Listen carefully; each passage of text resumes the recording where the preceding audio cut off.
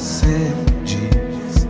O que se vê nem sempre é quem sou. Os meus erros e acertos, enfim, não revelam tudo quanto há em mim. O que sou é mais do que se vê. Quem sou vai além do que eu possa merecer. Sou alguém a quem Deus ama.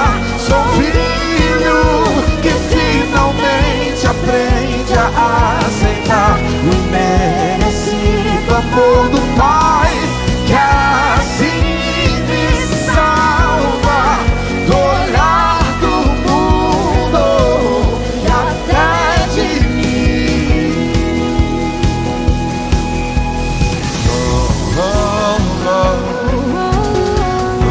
oh, oh, oh, assim eu sou.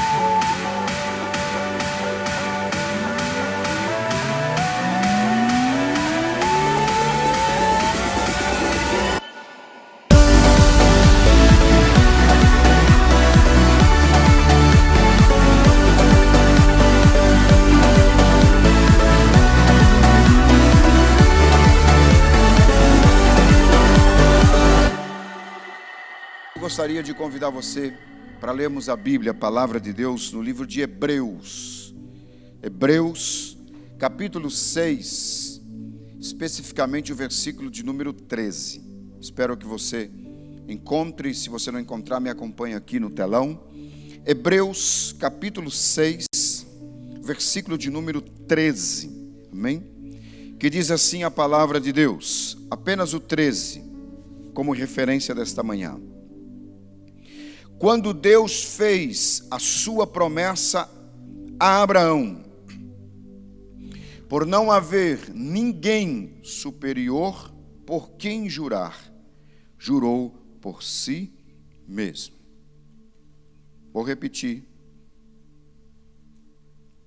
Quando Deus fez a sua promessa a Abraão, por não haver ninguém superior por quem jurar, jurou por si mesmo.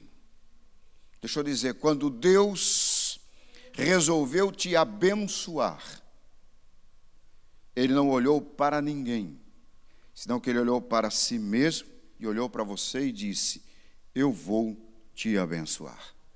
Só 3 ou 4 entenderam. Eu vou repetir, eu vou te abençoar. Glória a Deus. A palavra dessa manhã é como se tornar um vencedor nos dias de hoje. Talvez é uma pergunta que nós estamos fazendo diante de uma situação pela qual estamos vivendo. Como me tornar um vencedor? O que eu devo fazer para ser um vencedor? Como uma pequena introdução, eu coloquei que eu e você, nós, ou se referindo a você diretamente, nasceu com a marca da vitória. Quantos têm a marca da vitória? Diga amém. Permita mexer um pouco com você nesta manhã. Nasceu com a marca da vitória. Você nasceu para vencer, porque este é o propósito de Deus. E há 2 nascimentos aqui. O nascimento normal, que nascemos da onde fomos gerados, amém? E muitas vezes fazemos uma menção do nascimento da onde fomos gerados, da nossa mãe, concebidos pelos nossos pais, fomos gerados durante 9 meses e nascemos. O propósito maior de Deus no primeiro nascimento, porque eu vou falar dos 2, do primeiro nascimento, é que a Bíblia diz que eu e você fomos feitos em imagem e semelhança a Deus. Nós temos uma senhora aqui na nossa igreja que está grávida, amém? E todas as expectativas dela e do seu esposo e da sua família é sobre esta criança que está sendo gerada no seu ventre. Costumo muito dizer isso, que hoje a tecnologia está tão avançada que você vê o rostinho do bebê, que você vê alguns detalhes, mas são detalhes. Quando nasce de verdade, ou quando ainda está sendo gerado, por mais eficiência que tenha a ciência, você não o pode ter em suas mãos. Você pode apalpar a barriga, você pode ouvi-lo, você pode ver chutá-lo, amém? São experiências que você está vendo. Mas quando nasce essa criança, a expectativa é outra, porque você tem nos seus braços aquilo que você gerou com amor, amém? Aquilo que foi desejado por Deus e foi desejado por você na vontade do Senhor, e que agora é uma realidade. Eu seguro nas minhas mãos a minha promessa, a minha bênção, que é o meu filho, a minha filha, como assim Deus o mandar. O primeiro nascimento, ele vem de resultado de uma mistura do pai e da mãe, de genes dos dois, que se uniram para um propósito. E quando nasce, alguém dizia a cara do pai, outros diziam a cara da mãe, outros dizem não tem cara de ninguém, porque bebê tem cara de joelho, não parece com ninguém, principalmente nos primeiros dias. Mas depois ele vai se moldando e pouco a pouco você vai dizendo: como se parece com o pai, o nariz é do pai, a boca é da mãe, os olhos é não sei de quem, e faz um ajuntamento, porque é um ajuntamento de ambos, em um fruto desejado por Deus. Veja que coisa interessante para você entender imagem e semelhança de Deus. Preste atenção nisso. Quando a Bíblia diz que eu e você somos imagem e semelhança de Deus, significa que nós nos parecemos com Deus. O primeiro nascimento. E o que eu quero falar hoje sobre promessas ela vem tanto no primeiro como no segundo. O que é isso, pastor? Você vai entender. O primeiro é o nascimento daquilo que esperamos, daquilo que foi programado, gerado durante 9 meses, nasceu. E aí traz sobre ele toda a herança minha e da minha esposa, sua e do seu esposo. Herança de todos os aspectos físicos, psicológicos, emocionais, sanguíneos, aparência, tudo isso do primeiro nascimento. Cresce. O segundo nascimento é o segundo nascimento espiritual. Foi do encontro que Jesus teve com Nicodemos, por exemplo, e Nicodemos disse: Senhor, como posso eu ser grande e voltar ao ventre da minha mãe e nascer de novo? Porque Jesus disse: Nicodemos, te é necessário nascer de novo. E não é esse nascer físico, de geração de 9 meses, mas um nascer espiritual. Então nós nascemos 2 vezes e morremos uma só vez. E como é isso? Vamos lá pouco a pouco, amém? Se o texto diz que eu nasci com a marca da vitória e nasci para vencer, é porque eu sou hereditário, está bem esta palavra? De algo que Deus colocou em mim. A Bíblia relata, e a ciência nos mostra, e todos dizem, todo ser humano é filho de Deus. É verdade, porque são imagem, ou porque é imagem e semelhança de Deus. O segundo nascimento dá a certeza de que fomos nascidos para Deus e justificados para Deus. Então Jesus disse: se te é necessário nascer de novo. E ele diz: como posso eu, sendo adulto, voltar ao ventre da minha mãe e nascer de novo? E Jesus disse a ele: Nicodemos, eu não estou me referindo a esse nascimento, senão que eu refiro do nascimento do Espírito. E a Bíblia diz que aquele que aceita Jesus como Senhor e Salvador da sua vida, que o reconhece como Filho de Deus e o que morreu na cruz do Calvário, e confessa com a sua boca e crê com o seu coração, será salvo. Salvo de quê? Fala de um novo nascimento. Uma vez salvo, ele vai a caminho do novo nascimento. E a Bíblia escreve, dizendo, Marcos, numa das suas cartas, na sua carta, no seu evangelho, ele diz: se creres, será salvo tu e a tua casa. Aquele que crer e for batizado será salvo.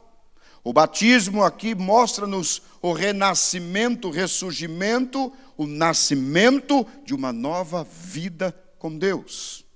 Aí segue o texto: como me tornar um vencedor nos dias de hoje.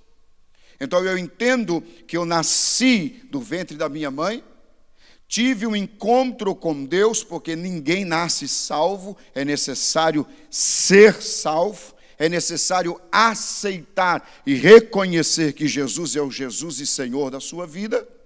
E uma vez que eu faço isso, então eu nasço agora para Deus, justificado através do sangue de Jesus. Ponha cuidado no que eu vou dizer agora.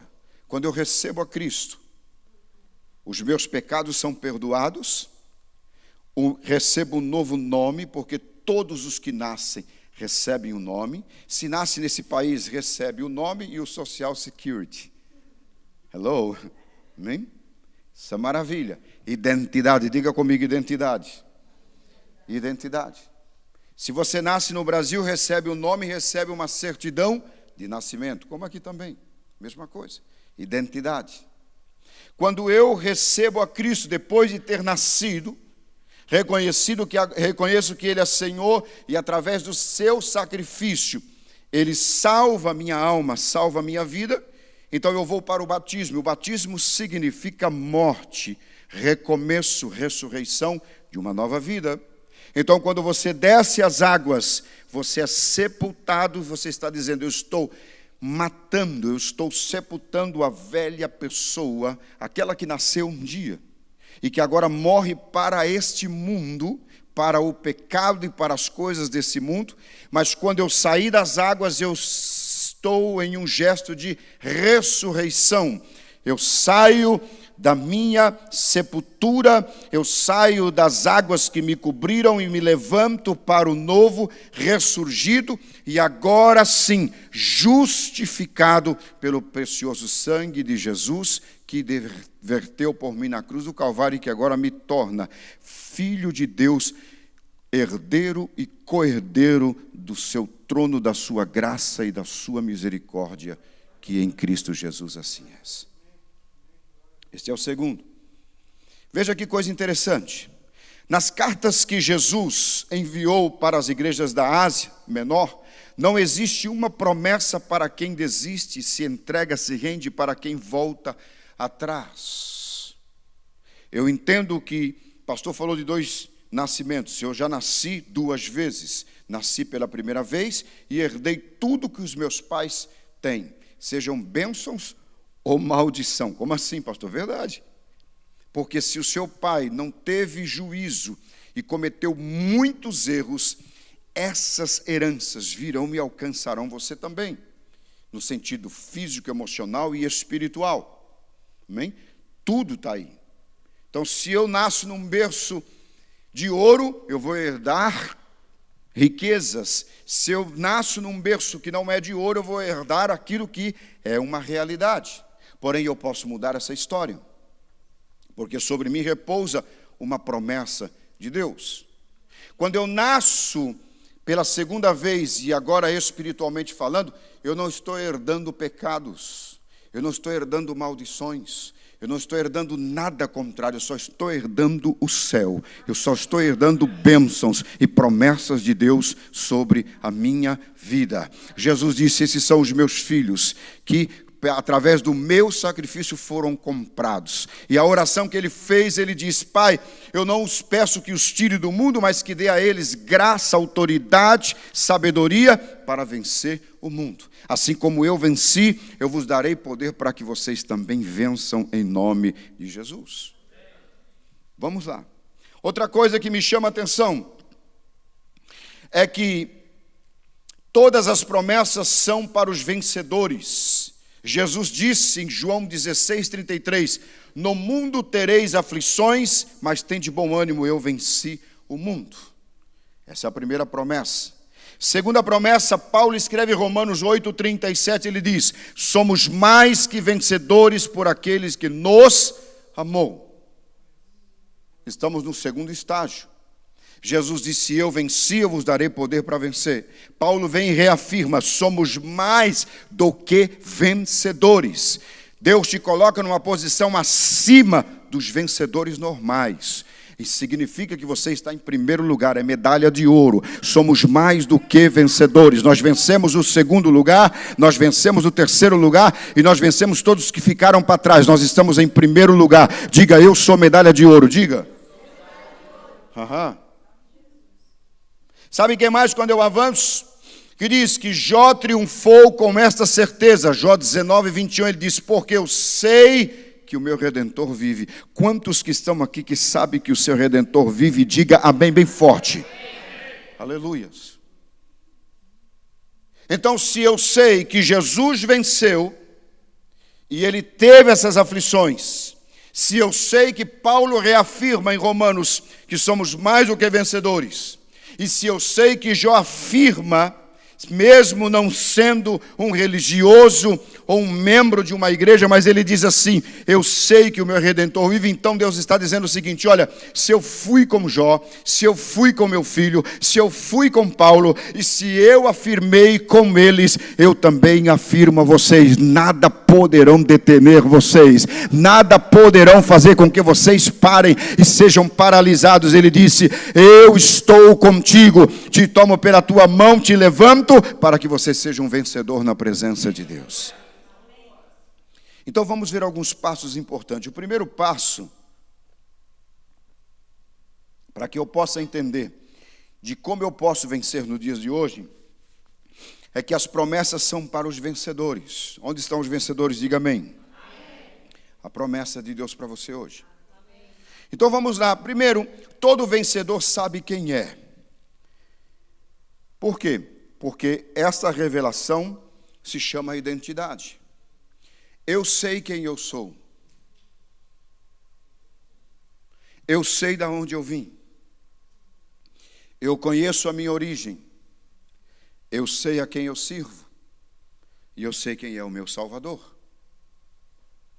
Agora veja bem, entramos em crises de identidade por causa das circunstâncias. A pergunta é, se eu entro em crise de identidade, como eu devo fazer para sair dessa crise?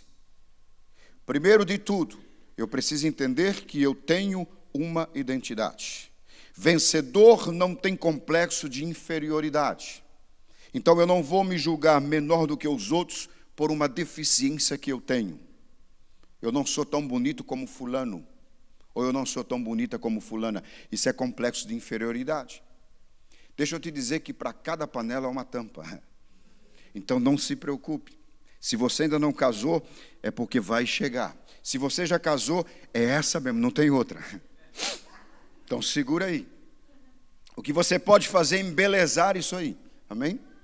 Embeleze, aplique, faça algo para que essa tampa se fique mais bonita e essa panela fique mais bonita a cada dia.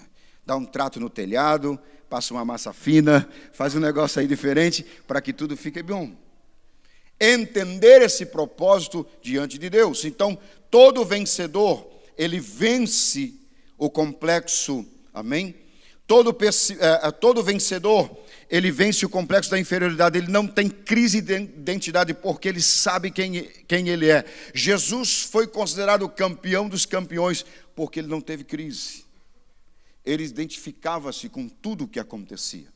Ele sabia que quando as coisas vinham para tentar destruí-lo, ele vencia com aquilo que ele tinha. Eu sei quem eu sou, e eu sei de onde eu vim, e eu sei para onde eu vou.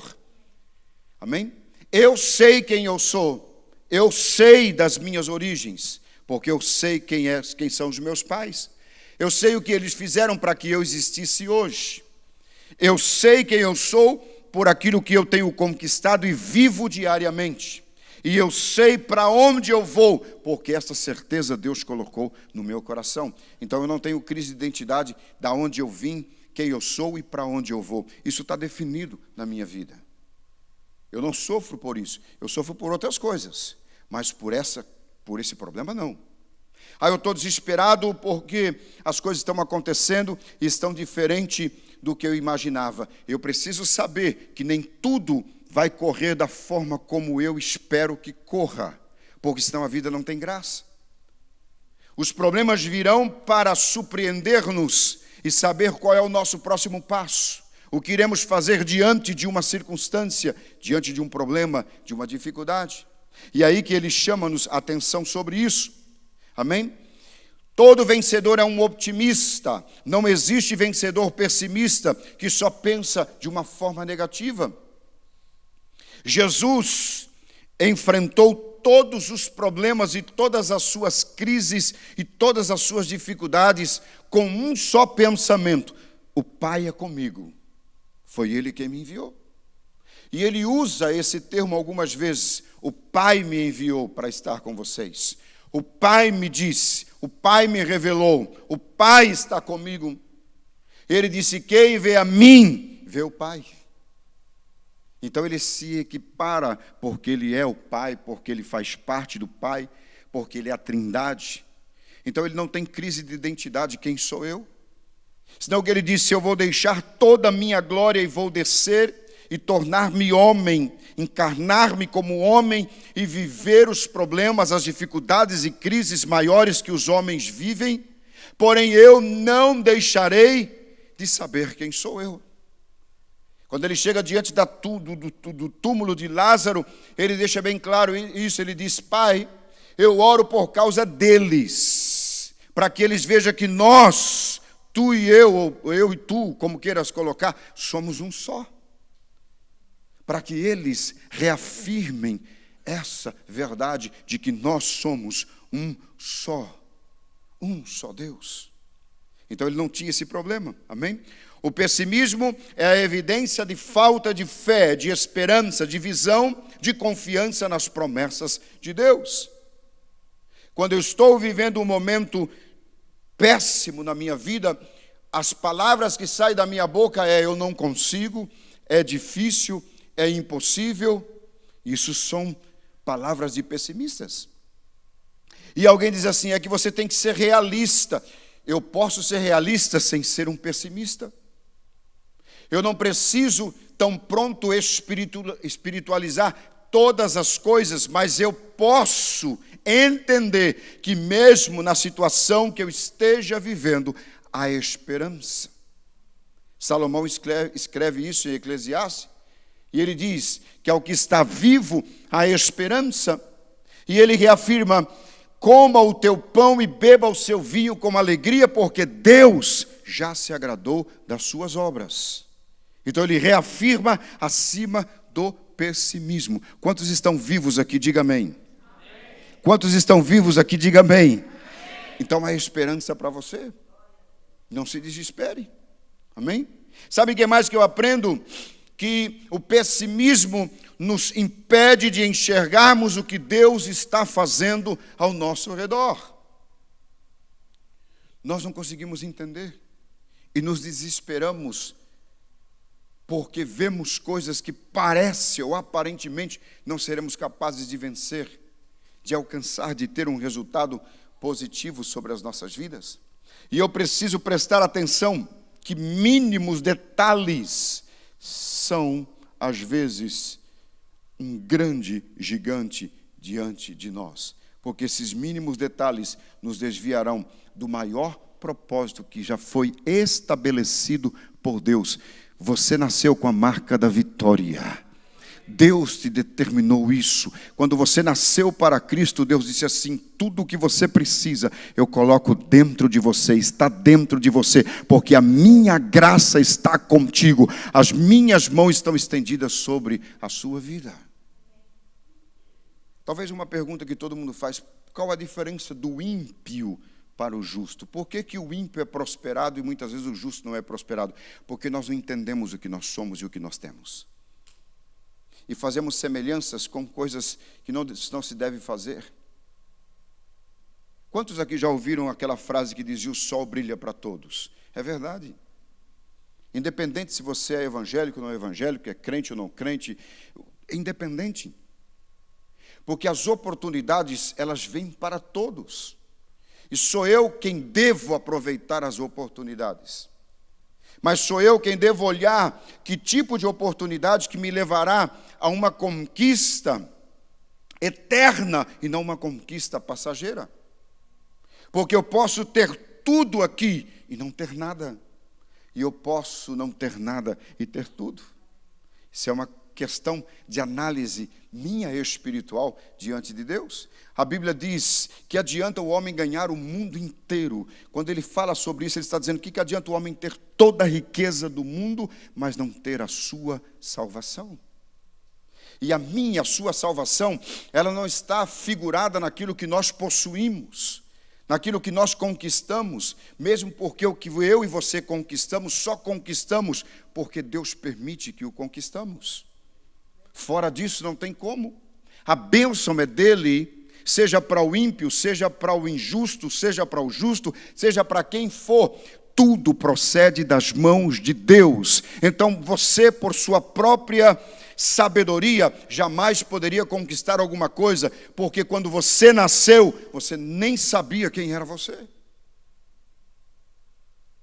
E na medida do possível, lhe proporcionaram situações para que você tivesse um bom estudo, tivesse uma boa formação e tivesse oportunidades dadas e geradas por Deus. Não pelo seu pai, não por alguém, não, foi Deus quem permitiu isso. Então a minha bênção material, ela não está ligada simplesmente porque eu sou um crente e estou todos os domingos na igreja, ou todos os dias na igreja, ou porque eu sirvo a Deus. As minhas bênçãos são consequências da minha fidelidade com Deus, daquilo que eu priorizo diante dele.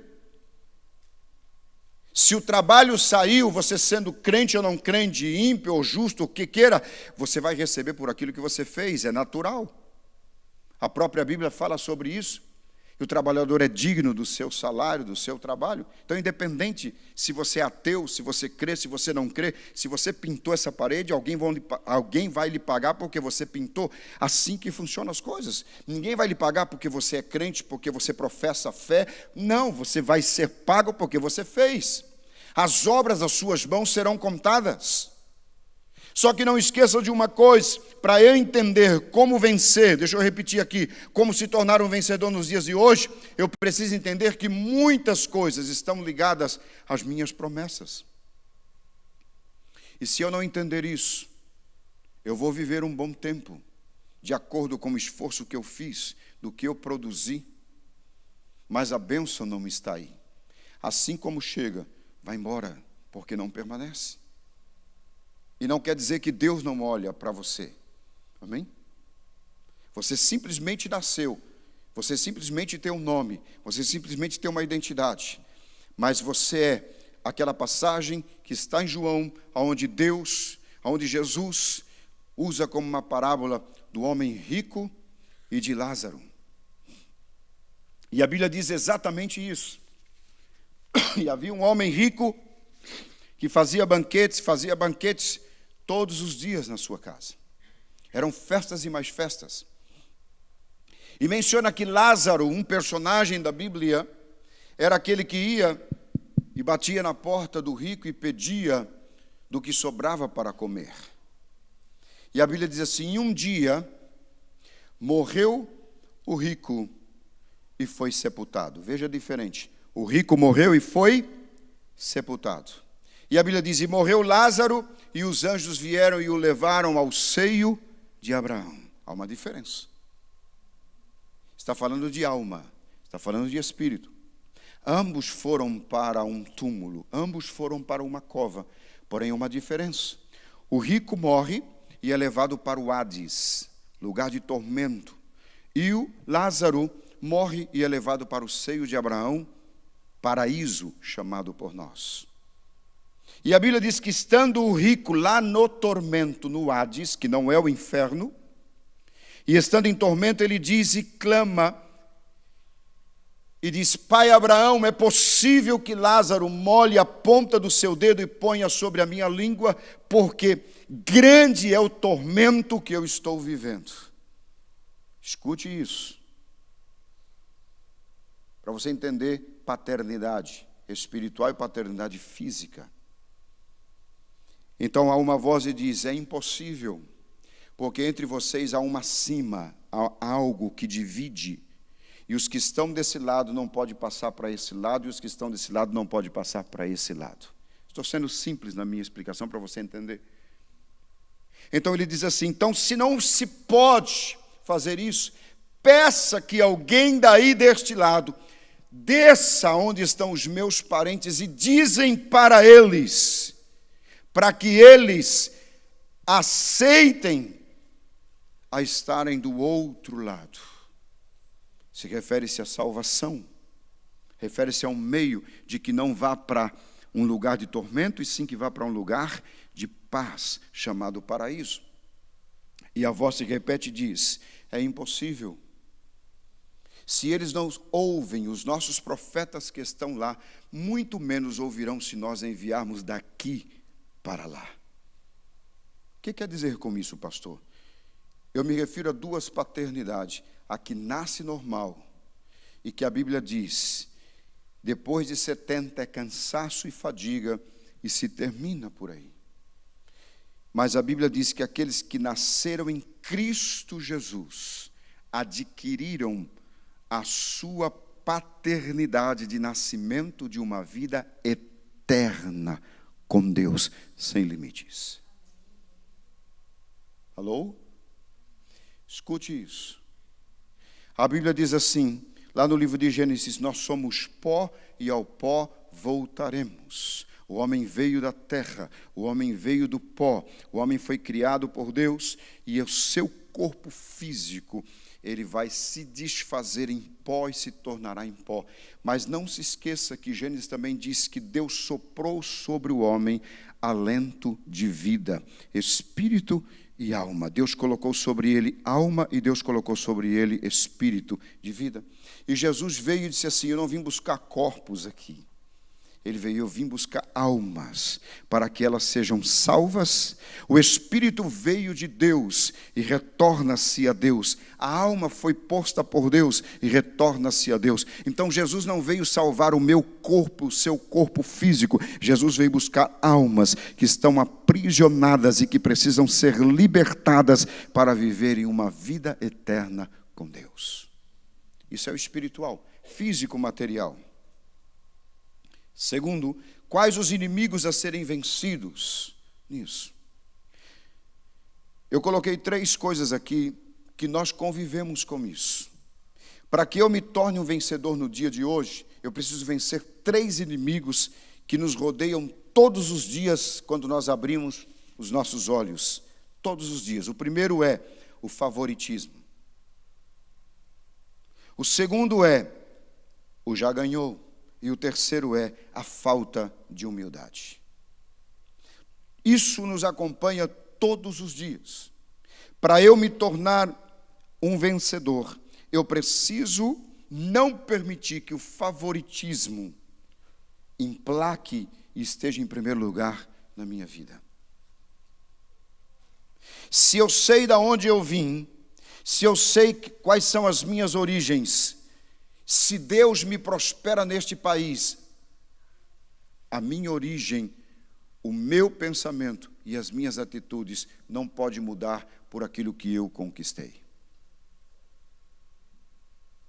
Eu não posso bater no peito e dizer: Deus só está comigo. Deus me abençoa, porque eu sou o cara. Segundo, o já ganhou. Eu não posso me levantar todos os dias e dizer: já ganhei, já está feito, porque eu sou o cara. Terceiro, fala sobre a falta de humildade.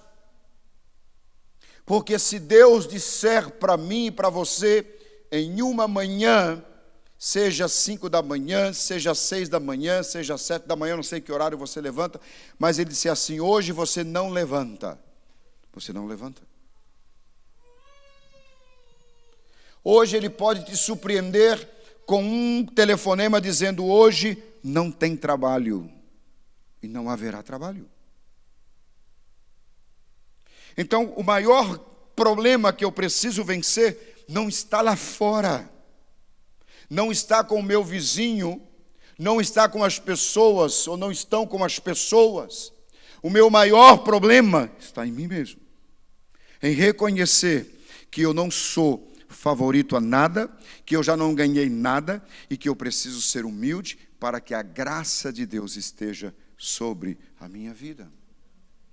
Então vamos dar alguns passos importantes. O primeiro passo: a sua atitude determinará a sua vitória diante dos seus inimigos. É a sua atitude. Ninguém vai mudar porque você quer que ela mude. A mudança não começa com as pessoas, a mudança começa conosco. Somos nós que precisamos mudar primeiro. Os nossos pensamentos, a nossa forma de agir, de falar, de atuar, de fazer, de criticar, de dizer. Somos nós. Amém? Primeiro, todo vencedor reconhece suas limitações, mas sabe valorizar o seu potencial. Existirão circunstâncias que eu vou dizer: Deus, eu não posso, mas há um reconhecimento: tu podes. Deus, eu não consigo, mas há um reconhecimento: tu consegue. Deus, eu não vejo, mas tu estás vendo todas as coisas. Deus, eu não ouço, mas tu estás ouvindo todas as coisas. Deus, eu não consigo falar, mas tu falas por todas as coisas. É um reconhecimento de que eu sou débil, de que eu sou fraco, mas o Deus a quem eu sirvo está acima de todas as minhas fraquezas. Quantos entendem isso? Diga amém. Todo vencedor precisa ser determinado para vencer a indeterminação. Determinado. Determine-se naquilo que Deus colocou para você de verdade. E diga palavras proféticas diante do Senhor. Você é o profeta da sua casa, é o profeta da sua vida. Quando você determina que as coisas não acontecerão, você será o primeiro a provar a sua derrota. Mas quando você se levanta e diz: aos olhos humanos é impossível, mas para o Deus que eu sirvo, a palavra diz que não há nada impossível. Então eu vou em frente, eu vou pelo menos tentar, eu vou pelo menos abrir a porta, eu vou pelo menos confiar que Deus está. Se não é o tempo de Deus, Ele me dará entendimento para que eu entenda que não é o tempo dele. Porém, se é o tempo dele, pode ser o que for que se apresentar diante de você, você será vencedor, porque é o tempo de Deus para a sua vida. Quantos podem louvar ao Senhor Jesus por isso? Todo vencedor não menospreza os seus adversários, mas aprende a vencer com respeito. É interessante quando a gente assiste algum filme de história de grandes conquistadores, sobre todo no século 17, século 18, quando exércitos conquistavam outros exércitos, e quando eles iam matar os soldados conquistados, eles não permitiam que os seus soldados conquistados que iam morrer, morresse sem a espada na mão. Dignidade. Eu vou matar o meu inimigo, mas eu não posso desprezar o meu inimigo. E às vezes nós somos muito religiosos com isso, né? O inimigo tem que pisar na cabeça, não é verdade? Só que nós só esquecemos de uma coisa, que a Bíblia diz que quem pisou a cabeça de Satanás foi Jesus, e que Ele nos daria autoridade para pisar, mas por Ele, não por si próprio, porque a luta não é sua, não é minha, é dele. E se eu ignorar isso, eu serei uma presa fácil nas mãos do inimigo. Então eu não posso ignorar isso, eu tenho que entender isso. Então todo vencedor não menospreza os seus adversários. Em primeiro lugar, eu preciso conhecer com quem eu estou lutando. Quem são eles? De onde vieram?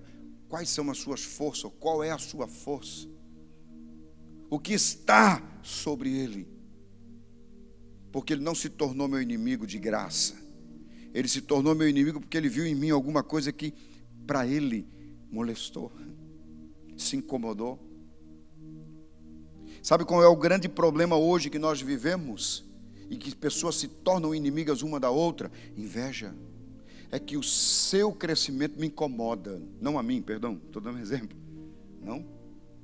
É que Deus te abençoar me incomoda. Porque Ele, não eu. Porque com ela e não comigo. Porque para eles e não para mim. Quando deveria ser ao contrário. Glória a Deus, que Deus está te abençoando e está te prosperando. Se você alcançou, eu também vou alcançar, porque eu sirvo ao mesmo Deus. Se você comprou, glória a Deus, Senhor, é a tua vontade, dá para mim também. Se não é, eu me contento com o que tenho, mas eu me alegro com o que você tem. E a inveja não vai fazer parte da minha vida. Eu não tenho que provar nada para você. Eu não preciso chegar aqui com um carro de $500 mil para provar para você que eu tenho dinheiro. Para que isso? E se eu tenho, qual o problema? E se eu posso, qual o problema? Por que te incomoda tanto? Porque eu posso e você não pode? É porque Deus é mais bonzinho comigo? Não. Deus não faz acepção de pessoas. Da forma como Ele ama a ti também. Da forma que Ele faz para mim, Ele faz para você também. São acordos que foram determinados por Deus. Eu só preciso entender se esse é o meu tempo, se esse é o meu dia, se essa é a vontade dEle para comigo neste exato momento. Então por que Deus me faz sofrer? Porque Deus quer te ensinar coisas que você ainda não aprendeu. Mas eu quero me tornar um vencedor. Você já é um vencedor. Quando você nasceu, Deus colocou a marca da vitória sobre ti. Se você nasceu com Cristo, a sua maior conquista, a sua maior vitória não está por vir, já veio. O seu nome está escrito no livro da vida. Então eu não tenho que me preocupar com nada. A minha vitória está ligada ao meu futuro. Eu terei uma vida eterna com Deus. As pessoas não entendem isso. Elas acham que vitória é prosperidade. É bom ser próspero, não é pecado ser próspero. Eu prego sobre prosperidade, mas a minha maior vitória, a minha maior conquista, eu luto por ela todos os dias, para que o meu nome não seja apagado do livro da vida.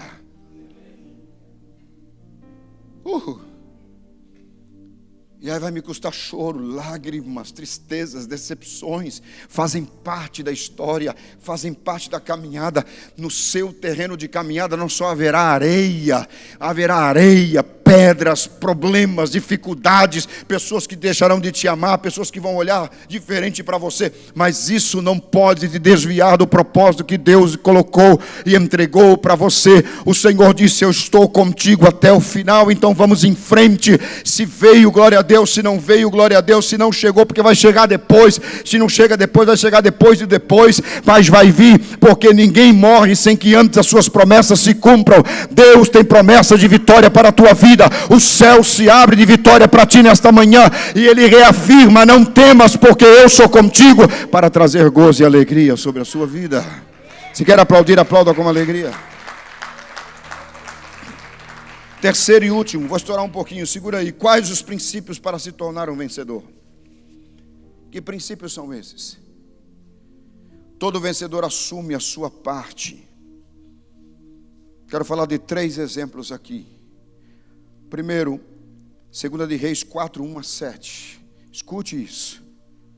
O milagre da multiplicação. A mulher chega diante do profeta e diz: meu esposo morreu e eu tenho dívida, e os credores vieram pela dívida e querem levar os meus filhos. Olhe para mim, preste atenção nisso. Eu disse a você dos 2 nascimentos. O primeiro nascimento foi você que gerou. E os credores chegam diante da mulher e dizem: se você não tem dinheiro, nós vamos levar os teus filhos. Você já imaginou, Léo, alguém chegar e tomar suas 2 meninas pelas suas dívidas? Não foi Léo que gerou 9 meses. Olhe para mim, tenta entender isso que eu vou dizer agora.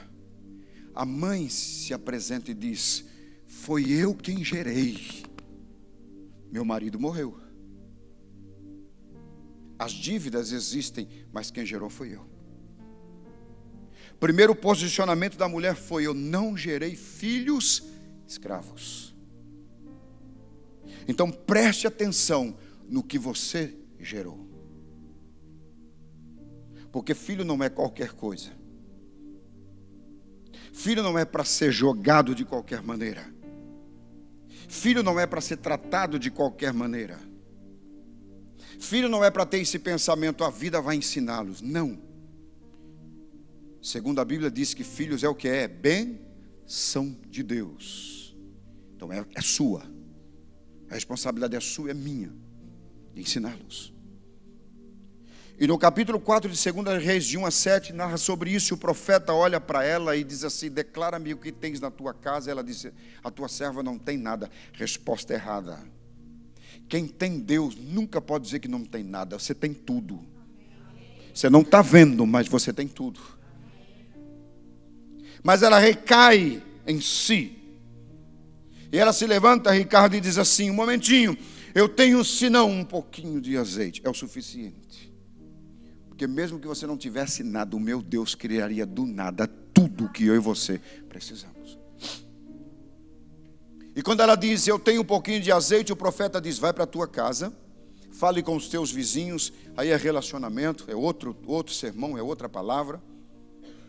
Pede vasos emprestados, entre no seu quarto, porque eu vou dobrar o joelho e eu vou orar na presença do Senhor, e Deus mandará azeite, e você encherá todas as vasilhas, venderá o azeite, pagará sua dívida e viverá do resto que sobrar. Aí entra um outro propósito. Deus em primeiro lugar, não em segundo lugar. Ele disse: enche as vasilhas. Primeiro, relacionamento, pede emprestado. Se você não tem relacionamento, você nunca terá alguém que te emprestará absolutamente nada. Relacionamento, identidade. Segundo, depois que você tiver todos os vasos, entra no seu quarto. Você e os teus filhos. Não pode entrar ninguém mais, porque o que vai acontecer é destinado a você e a sua família, a ninguém mais. Não entra pai, não entra mãe, não entra sogro, não entra sogra, não entra irmão, não entra ninguém. É você e os seus filhos. Entra, porque eu vou entrar na presença do Senhor e o milagre vai acontecer. Ela entrou e o azeite começou a jorrar e as vasilhas foram cheias. Se terminaram as vasilhas, já não havia mais vasilha. E quando não houve mais vasilha, o azeite parou. Ela vai e vende e paga a sua dívida.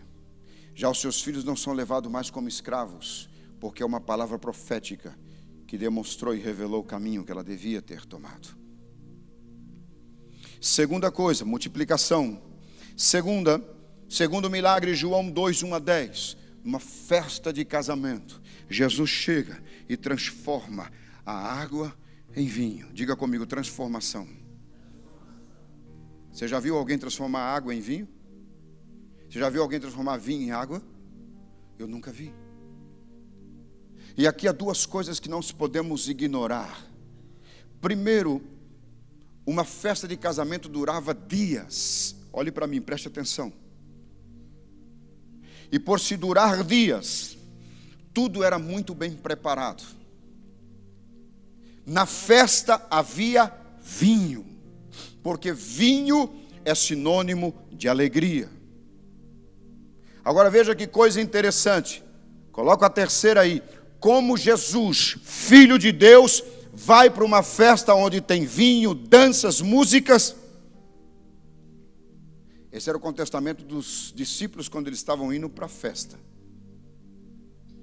Eles só esqueceram de uma coisa: que Jesus está em todos os lugares para fazer a diferença. Você pode estar em todos os lugares para fazer a diferença. Olhe para mim. Transformação. Segunda coisa, em toda festa, o vinho melhor se oferecia no final da festa.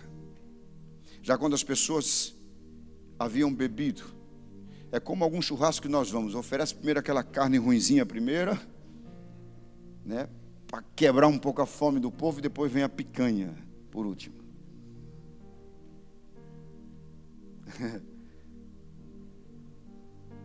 Se oferecia o vinho da classe mais regular primeiro.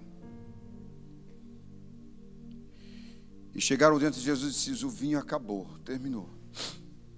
Sabe o que é que significa o vinho acabar? A alegria terminou. E numa festa de casamento não pode faltar alegria. Tem que ter gozo, tem que ter alegria.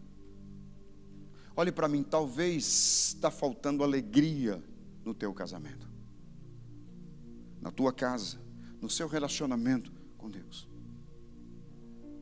E Jesus manda trazer água. Traz água. Ele orou e a água foi transformada em vinho. E o que me surpreende é que as pessoas que tomavam o vinho diziam: uau, aconteceu ao contrário. O melhor vinho estão servindo no começo. Aonde Jesus está, sempre vai haver o melhor. Eu pensei que você ia dar um amém bem forte. Terceiro, João 11, 41. O milagre da ressurreição. Jesus é condenado, crucificado. Todos entram em desespero. Terminou, acabou. Mas havia uma palavra que eles haviam se esquecido: que no terceiro dia ele ressuscitaria. Olhe para mim e escute isso. Quando nós estamos vivendo um momento de desespero, nós nos esquecemos das nossas promessas.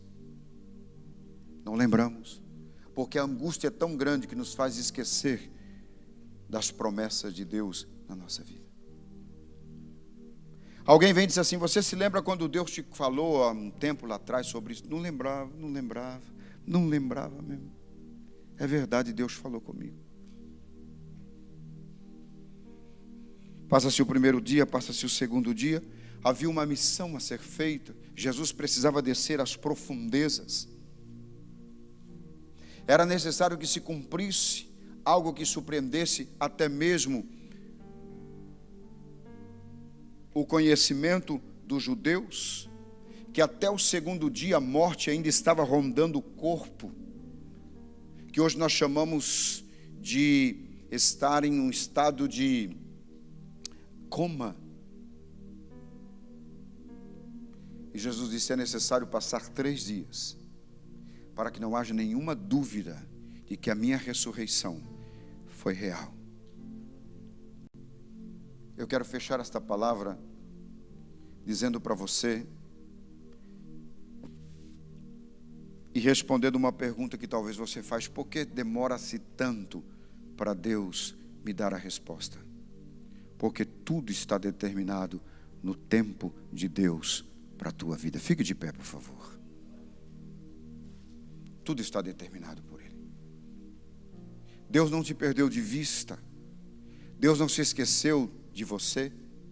Deus não se esqueceu da sua história. Deus não se esqueceu das suas promessas. Mas eles têm todas elas guardadas em determinado tempo.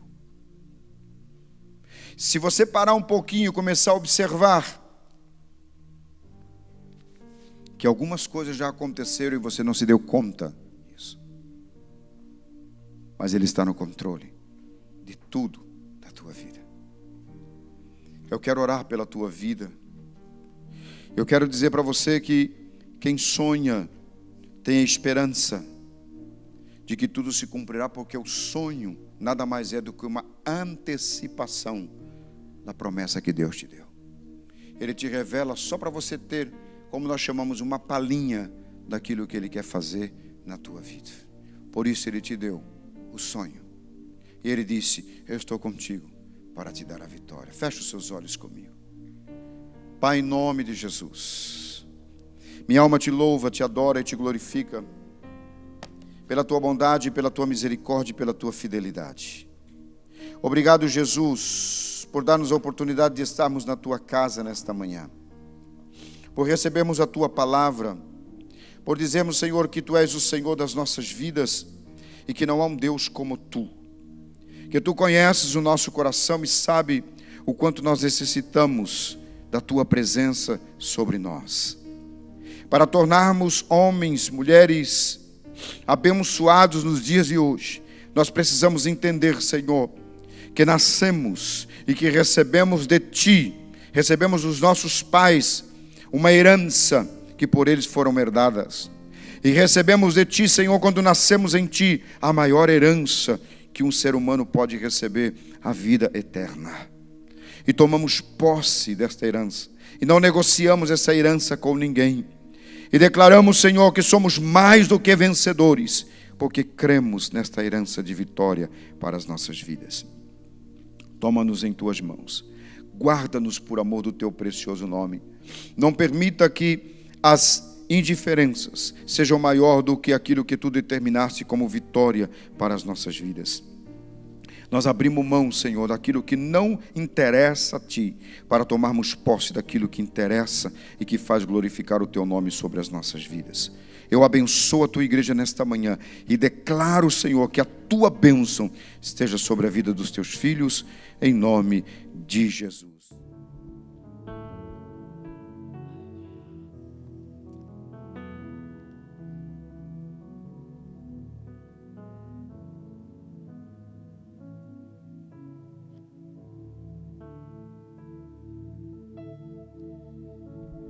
Glória a Deus, louvado seja o nome do Senhor. Eu gostaria que você também, agora, pudesse abrir a sua Bíblia aí, e é o nosso momento das nossos dízimos e ofertas, e eu vou ler um Salmo 96, versos 7 ao 9, que diz assim: dai ao Senhor, ó famílias dos povos, dai ao Senhor glória e força, dai ao Senhor a glória devida ao seu nome, trazei oferenda e entrai nos seus átrios, adorai ao Senhor, na beleza da santidade. Tremei diante dele toda a terra. Amém? Dai ao Senhor um momento de adoração também, que eu e você, nós podemos fazer, são os nossos dízimos e ofertas. E eu te convido, nesta mesma hora, a fazer como forma de adoração, dar ao Senhor a sua oferta. Ofereça. Essa igreja é conhecida como uma igreja generosa. Eu não tenho nenhum problema de falar nisso, porque eu sei que essa igreja é generosa, é um povo generoso. E como Deus tem nos abençoado, como Deus tem feito grandes coisas. E não se preocupe, Deus é dono de tudo. Faça a sua oferta, que Ele é o dono, é Ele que é o Pai, o provedor. Ele vai te providenciar, Ele vai prover o que você necessita. Então faça a sua oferta, tenha uma atitude de fé, né? Que você possa, aí no link vai aparecer aí os dados da conta, e você pode fazer a sua transferência, o seu depósito, a sua oferta, e vai ser bênção para a casa do Senhor, bênção para a igreja, bênção para a obra do Senhor. Amém? Eu glorifico a Deus porque essa igreja Deus tem abençoado tanto aqueles que têm ofertado, que têm se dedicado à obra do Senhor, né? E isso é maravilhoso. Eu glorifico a Deus, e você pode ter esse momento para você fazer. Pai, nós oramos por todos aqueles, ó Deus, que têm os seus corações generosos, que ofertam, que buscam, que sempre te honrar, ó Senhor, com os dízimos de oferta. Senhor, que a bênção esteja sobre os seus lares, sobre as suas vidas, sobre as suas casas, sobre os seus negócios, sobre o seu trabalho, sobre tudo aquilo ao qual eles colocarem a mão. Deus, e aqueles que não têm, que venha a provisão do céu. Ó Deus, que tu possa prosperá-los, e eles, Senhor, serem abençoados por ti. Nesta mesma hora eu oro por cada uma das famílias. Ó Deus, em nome de Jesus, que venha a tua provisão, que venha a abundância, Senhor, de ti sobre a vida dos teus filhos, em nome de Jesus. Amém e amém.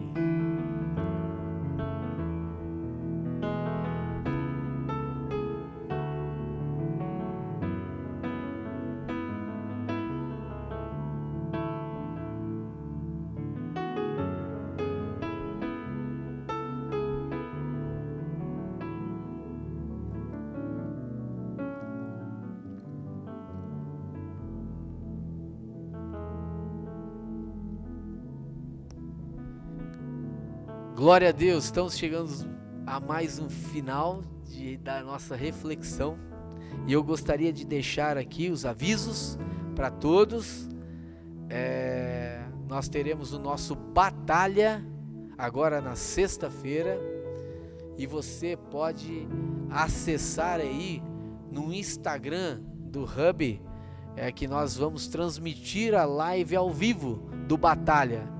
E você pode estar conosco, mesmo da sua casa, você pode estar conosco, batalhando e trazendo sua petição, seu pedido, e colocando diante de Deus ali, amém? Nós temos também o nosso culto da família, todos os domingos, às 10 da manhã, no YouTube, no canal, esse mesmo canal que você está acessando aí. Gente, vamos fazer uma força-tarefa, e você pode mandar, convidar a outras pessoas, amigos, parentes, até de outro estado, poxa vida. Você pode mandar aí o link, e aí você pode também acessar o nosso canal do YouTube, e pode também ter acesso ao nosso culto online, aos domingos, o culto da família, às 10 horas da manhã, amém? Que a graça do nosso Senhor Jesus Cristo, o grande amor de Deus, e a doce amizade com o Espírito Santo estejam com todos vocês. E todos digam amém, e amém, e amém. Glória a Deus.